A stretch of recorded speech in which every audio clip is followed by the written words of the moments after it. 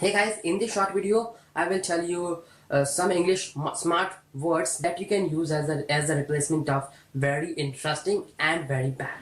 So without waiting, let's begin and see that.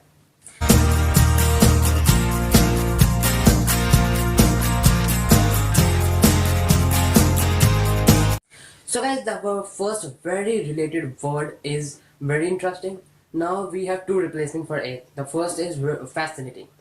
Like an example, that web series was fascinating. Means that web series was very interesting. Okay guys. Now we have second example. A second replacement is captivating. Like for an example, means he has a captivating behavior. Means he has a very interesting behavior. Okay. So guys, the second very related word is very bad. First replacement for it is awful. It also means very bad.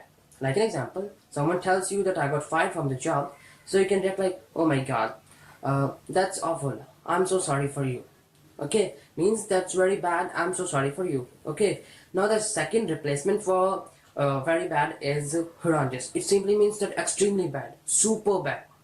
Like an example, there was a horrendous accident down the street. Means there was a very bad, super bad accident down the street.